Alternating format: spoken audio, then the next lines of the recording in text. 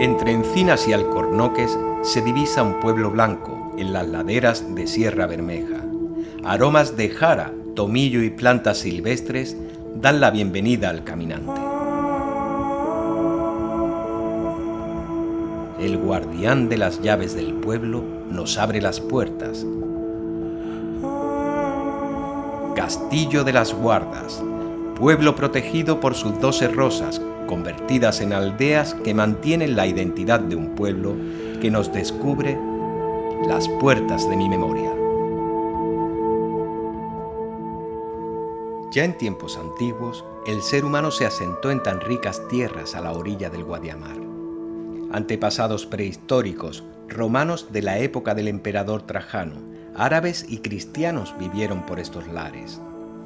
Calles antiguas empedradas para perder al visitante con cuestas y vícolos que desembocan en rincones mágicos. La fuente del abrevadero te encamina al punto más alto donde se divisan las dehesas. Una villa que llegó a lograr su independencia de la capital sevillana, creando un patrimonio único de puertas abiertas que dan reflejo a la confianza y tranquilidad de sus castilleros.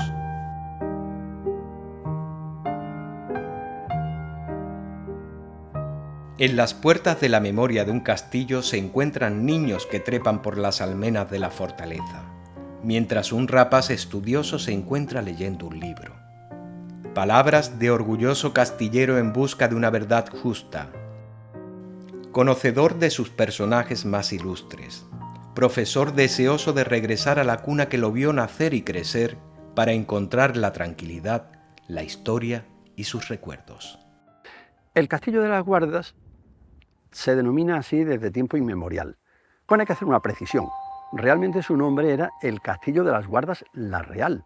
Y así aparece hasta la segunda mitad del siglo XIX. En algunos documentos oficiales figura con ese nombre. Como era demasiado largo, pues se quedó en Castillo de las Guardas. ¿De dónde deriva? Bueno, pues lo del castillo, evidentemente, aquí está a mis espaldas.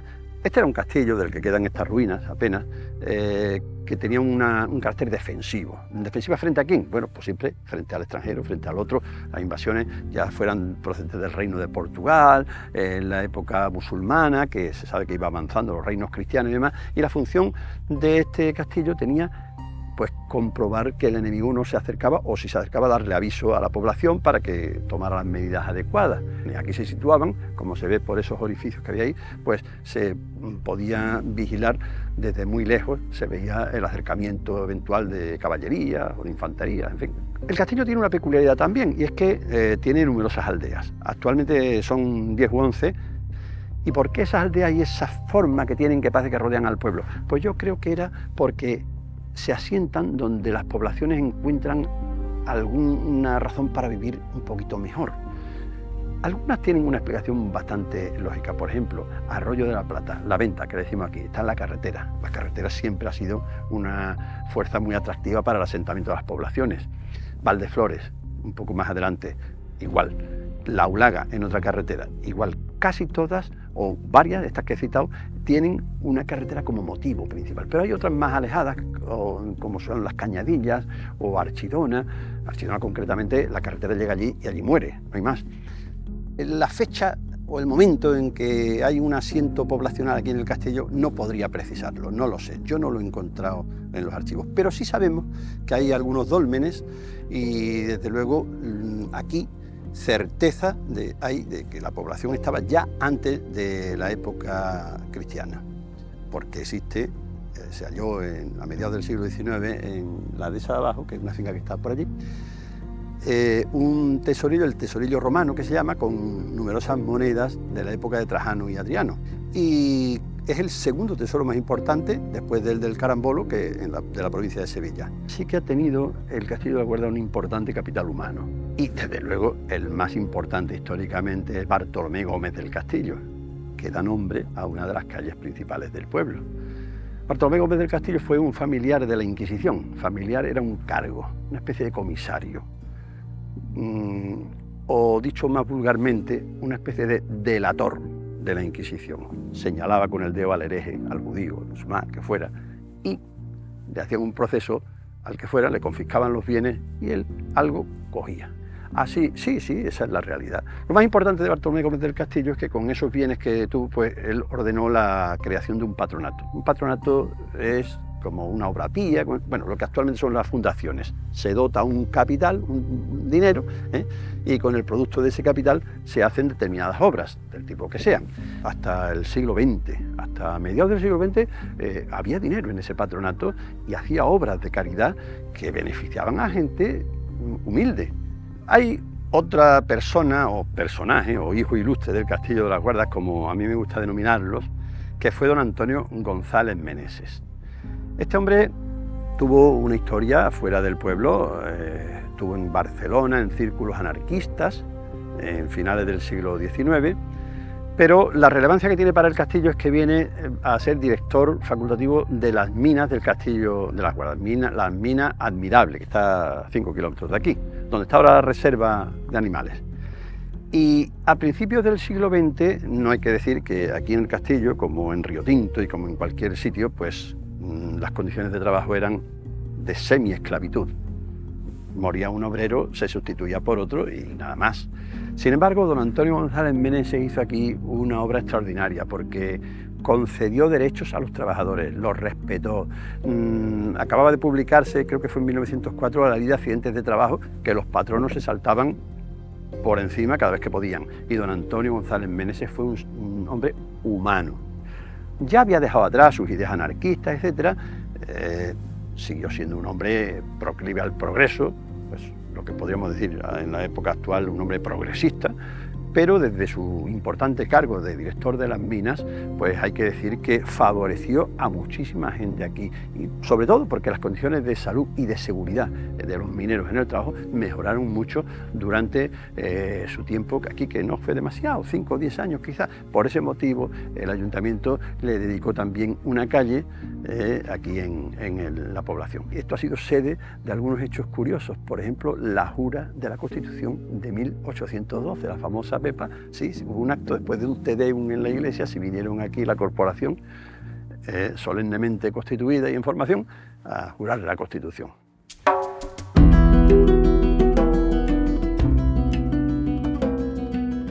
Plaza de Toros mantenida en el tiempo piedra a piedra, esperando revivir los triunfos de su memoria. Amante de los páramos de su pueblo y de un animal bravo que vive libre bajo las encinas. Apasionado del recuerdo de una plaza que fue elegida por maestros de renombre para formar a jóvenes en el arte del toro.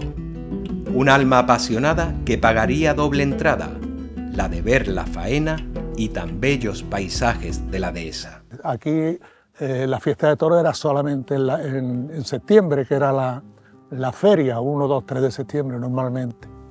Se celebraba lo que era una novillada de 2 novillos, 3, y una que llamamos charalotada, que era un espectáculo cómico taurino musical. Y yo eso es lo único que veía, hasta que ya en los años 60 y tantos, 64, 65, empiezan a llegar televisores, veíamos corridas de otras plazas. Pero mi afición, no sé, porque realmente no tengo un antecedente familiar de que tenga esta afición, ¿no? Yo la llevo toda la vida y tratar de enterarme de muchas cosas, ¿no? Y saber de mi pueblo, de mi país, a través de los toros, que es curioso, porque son historias muy paralelas, ¿no? De lo que es la evolución de la fiesta con la evolución también de los pueblos. Yo he conocido esto que era de tierra, algunos bancales que había ahí, ya después se reformaron todo eso, y en el año mediados de los 80 es cuando ya se hizo este callejón, porque la plaza antiguamente eran burladeros de piedra. Lo que nunca ha perdido este encanto de por lo que decía Julio Vito, que había que pagar la entrada 2 veces, ¿no? Con ese pedazo de vista, viendo a los toros mientras ocurre algo importante, y si no, pues mira este paisaje que es maravilloso, ¿no?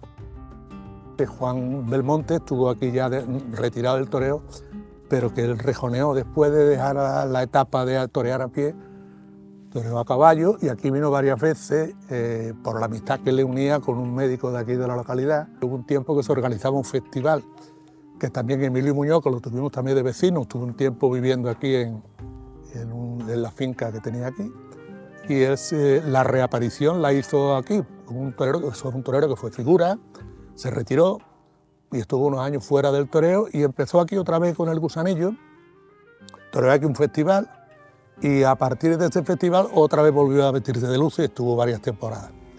Y entonces Emilio, su compromiso con el entonces alcalde Juan Pedro Fernández Sánchez, pues organizaban todos los años, pero un magno festival, venían todas las figuras del toreo, han estado aquí, todos prácticamente, desde Antoñete, Espartaco, Manolo Vázquez, Pepe Luis, Vázquez, Morante también.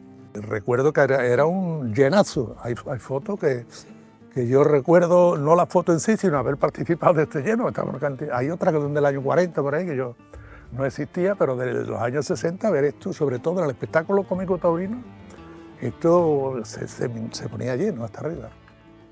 También es verdad, y haciendo un inciso sobre los espectáculos taurinos, decir que también ha tenido otro, aquí lo mismo, venía el Sansón del siglo XX, que bueno, cualquier circo que se preciase de ello daba un espectáculo, había noches de flamenco, después han seguido manteniendo esto, hubo un tiempo en que había una pista de baile en el centro y bueno, y era el lugar de baile de aquí, realmente por aprovechar esto un poco, ¿no? Una plaza muy hermosa y bonita. Hasta el año 1974 las mujeres tenían prohibido hacer el paseo y torear en la plaza de toros. Y el 12 de agosto firma Francisco Franco la autorización y se publica en el Boletín Oficial del Estado de que las señoritas pueden también torear. Y la primera que lo hace es Joaquina Ariza, la algabeña, y lo hace aquí el 12 de agosto, el 12 se publica y el 14 de agosto del año 74, que era la fiesta de la localidad, también toreó aquí Joaquina Ariza, la algabeña, con el amigo y gran aficionado Bernardo Arias, un torero local. El toro marco es una fiesta más bien religiosa, y pagana también tiene su parte, en la cual en esta comarca, lo mismo que todavía hay residuales por la parte de Jaén, con el toro de San Marcos. El toro marco era un ofrecimiento al apóstol, porque al San Marcos lo representa un toro. Ese toro en la fiesta pues se cogía, a veces era media sangre, o sea que no era bravo del todo, pero se trataba de hacer que se postrara delante del santo, ¿no? El santo a veces lo sacaban de la iglesia por unas parihuelas o con lo que sea, el objeto de que se viera el ofrecimiento o la sumisión del toro hacia el santo. Y a veces ocurría eso y a veces el toro se escapaba, había 40 heridos allí o algunos se metían en la iglesia, no solo aquí ha ocurrido esto, en otros pueblos, que ha formado una tragedia y de hecho hubo un papa que anuló lo de la fiesta de San Marcos o lo del toro Marcos por las tragedias que sucedían. Curiosamente ese toro después de sacrificado se repartían las carnes entre la gente de la localidad.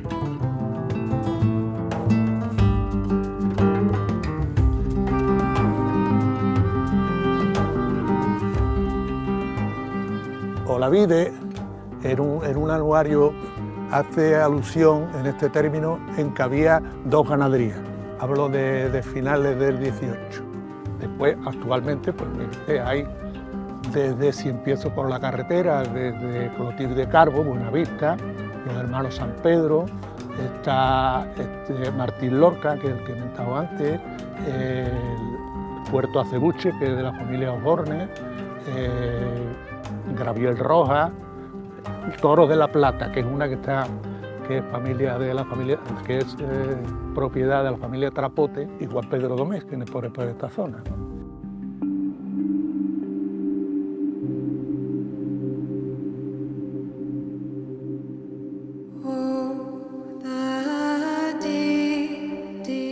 Joyas de gran valor nos esperan detrás del portalón de la iglesia de San Juan Bautista, que siglo tras siglo fueron dando la importancia y la grandeza del templo.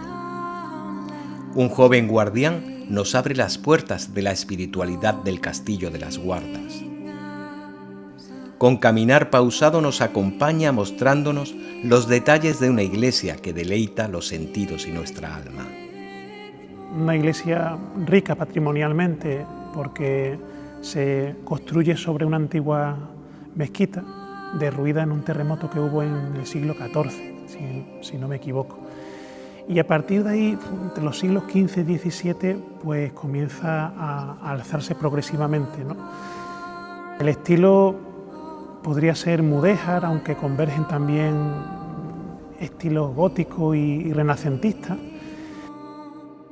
Este retablo tan majestuoso se atribuye a la escuela portuguesa en los nombres de Manuel Pinto y Custodio Álvarez, aunque en el retablo realza la figura del patrón, ¿no?, de San Juan Bautista, atribuida a Agustín de Perea. Progresivamente, a lo largo del siglo XVII, vecinos de la localidad y un antiguo miembro del Santo Oficio, don Bartolomé Gómez del Castillo, pues propician el que se vaya costeando las diferentes capillas y extensiones del templo, ¿no? Y gracias a eso, a esos legados, a esos testamentos, a esos vecinos que van costeando, pues se va enriqueciendo este templo y emergen nombres muy importantes, ¿no? En la Escuela de Arte Sevillana se atribuyen imágenes a Castillo Lastrucci, entre otros, el retablo del Serario a Martínez Montañés, y la verdad que el pueblo siempre se ha preocupado de conservar el patrimonio en esta iglesia para el culto, ¿no? Para el culto y que sea centro de vivencia de la fe comunitaria en esta comunidad parroquial.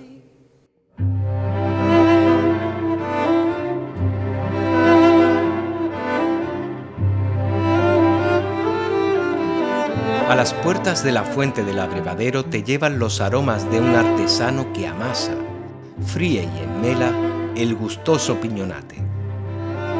Un corazón de pan que con mucho amor elabora tan rico manjar dedicado a San Juan Bautista. Harina, leche, azúcar, huevos, levadura y miel son los elementos que con dedicación diaria endulzan los paladares de la comarca. Rosas, delicados roscos, pestiños y piñonates hacen de un humilde obrador el gran pastelero del castillo.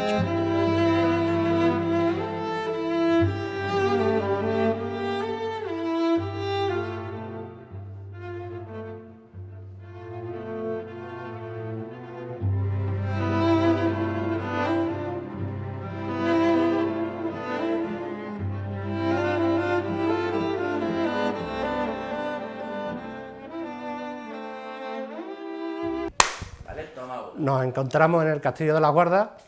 Mi nombre es Antonio José Salinas Moreno. Tengo un obrador de pastelería.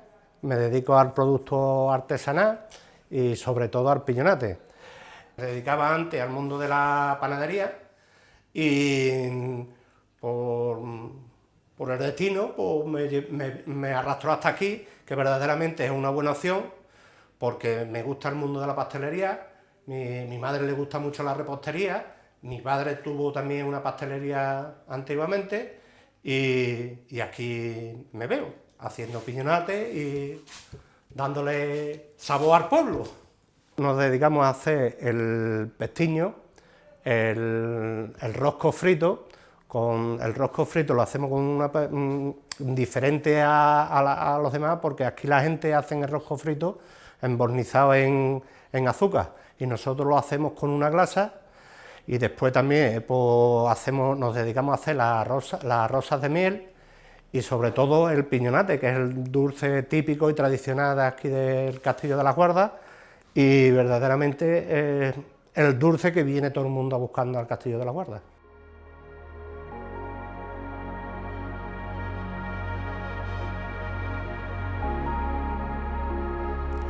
No hay mejor entretenimiento que sentarse en una mesa, con sabios que nos abren las puertas de la tradición, la gastronomía y los cuentos de la villa.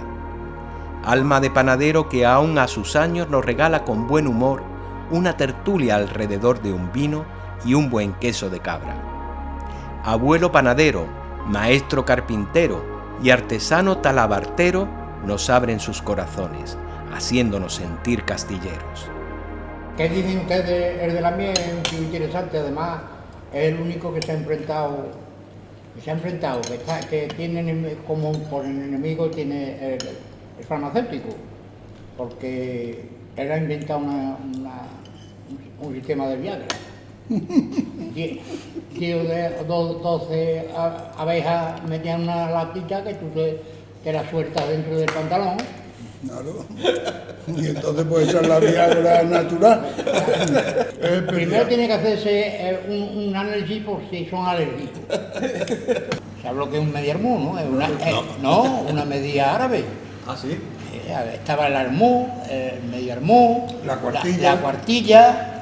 Todas esas medidas árabes que se han seguido conservando aquí en la era. Eran unas cajas de madera de diferentes tipos, la cual la cogía, la llenaba de cereal, de grano, de trigo, de maíz, y entonces era pues el armú, el medio armú, la cuartilla. Uno de los problemas que nos ponían para tenernos todos los días enreados y el maestro no echa cuenta de nosotros eran las cuentas de DVD, que cogían 2 páginas de cuadernos, las cuentas de DVD. Y otro decía, bueno, a ver, resolverme este problema. Adiós, bando de las 100 palomas.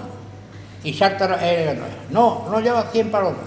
La tuya, la mitad de la tuya, la cuarta parte de la tuya y tú, gavilán, formas en 100 caballos. ¿Cuánto iba en el banco? Eso era un problema. Ese problema me lo pusieron a mí en el bar Burladero, un bar que había aquí. Tendría yo unos 14 añillos. Yo me había ido, estaba yo ya en el internado. 14 añillos, y entonces, adiós, bando de 100 palomas. Dice, no son 100, con esta, otro tanto como esta, la mitad de esta, la cuarta de parte de esta, y el gavilán, formamos el 100 cabal. ¿Cuántas palomas iban? En el banco. El tío del último Ríos Mozos, famoso catedrático venía a pasar el fin de semana, los sábados por la tarde, venía ahí y había 60 o 70 personas esperándolo, le pasaba consulta gratis, claro. Era una eminencia entonces de medicina interna, lo que fue su sobrino. Y había bestias ahí amarradas en la ventana aquella, pues, todo el mundo que tenía un problema médico iba a consultárselo allí en su casa. Los atendía, no le cobraba nada. La voluntad en aquel tiempo era, uno te traía un gallo, no, eso un chivo, lo que había. Otro no te podía dar nada, pues no te daba nada. Y ese era el río Mozo, anterior al río Mozo. Estaba por encima, este río Mozo estaba por encima de Dios. Cuando Dios no te daba soluciones, iba a río Mozo. Y era el ir a trabajar a Sevilla para mí y volver al castillo, eso es un paseo. Y llegar aquí, pues llegar donde he nacido, pues yo nací aquí en el castillo, donde te has criado, donde has vivido, donde mis hijos no sabían jugar en Sevilla, mis hijos estaban deseando que fuera viernes para salir corriendo para acá, de eso ya también me encargué yo, ¿no? Entonces, pues hemos vivido toda la vida aquí, toda la vida. 7.500 esta mañana. ¿Ha caminado? 7.500. Pero los olores que yo tenía ahí, eso no puede ni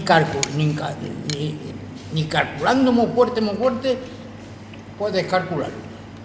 Esos olores a jara, el monte mojado, ese olor a tomillo, que en Francia le llaman, ¿cómo se llama? Yo vi una cosa. A lavanda. Y le dimos tomillo del campo. Ese olor era el que mi padre llegaba a casa, los chiquititos, y ese era el olor que traía mi padre siempre. Eso lo tengo yo grabado. Además, te levantabas por la mañana y no me olvida en la vida. Te levantabas por la mañana y el pueblo daba olor a pan nuevo. El olor a jara. Se calentaban los hornos morunos con la jara. Y te olía, pues ya hay pan nuevo. Otro, el poder acostarte con las puertas abiertas de las casas o dormir una noche en la acera, contándote la gente de los frescos, porque eso se ha perdido también. Los frescos de las calles eran una fiesta. El abuelo de mis hijos, pues vino a Sevilla una vez para algo de vista, para algo. Y pues yo me fui al colegio a trabajar, a la clase, Y cuando llegué, yo llegaba a las 2:30, salía a las 2, pues llegaba a las 2:15, a las 2:20, comía y me volvía a ir porque había clases por las tardes también en aquella época, ¿no? Yo me llevaba 43 años. Llego y cuando me bajo del ascensor veo la puerta del piso abierta. Hola, ¿quién está? ¿Quién hay por ahí? Estoy yo, estoy aquí sentado. Digo, ¿y qué hace la puerta abierta? Y dice, pues, para que sepa la gente que hay alguien aquí, ¿no? O sea, es que eso era normal. Es que en el pueblo las puertas están abiertas siempre.